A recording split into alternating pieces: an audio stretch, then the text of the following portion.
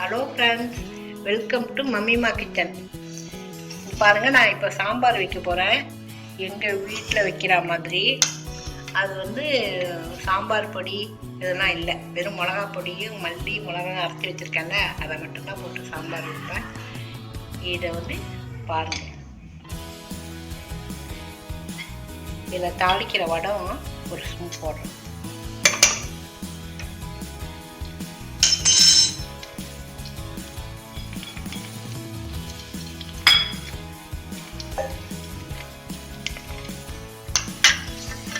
வடம் நல்லா பொரிஞ்சிருச்சு பாருங்க.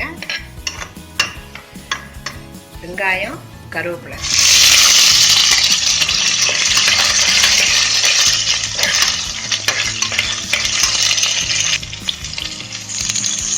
இதில் கொஞ்சம் பெருங்காயத்தூள் போடுறேன்.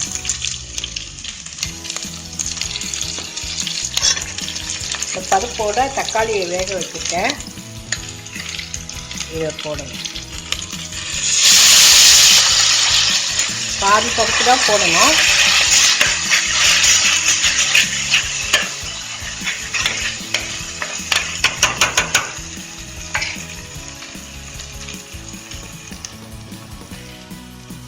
அவரைக்காய், கத்திரிக்காய்,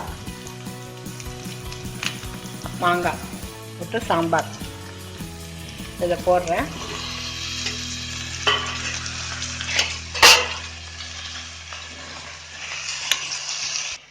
தேவையான அளவு உப்பு,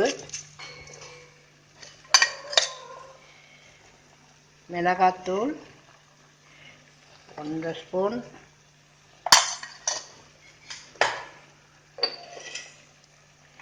நல்லா கலக்கிட்டு தேவையான அளவு தண்ணி.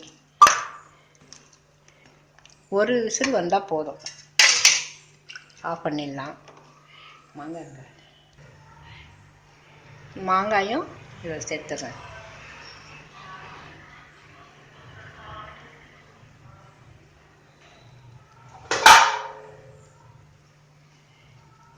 இது வெந்ததுக்கு அப்புறம்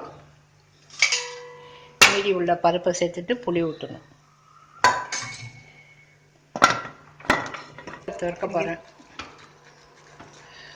குக்கரை இப்போ திறக்க போகிறேன். எல்லாம் வந்துருச்சு.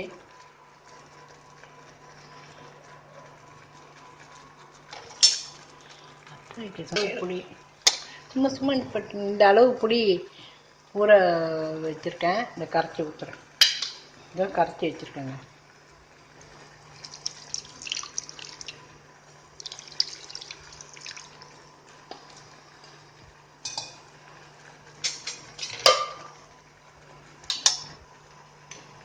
இந்த பருப்பு வச்சுருந்தேங்க, அதை இதில் சேர்க்குறேன்.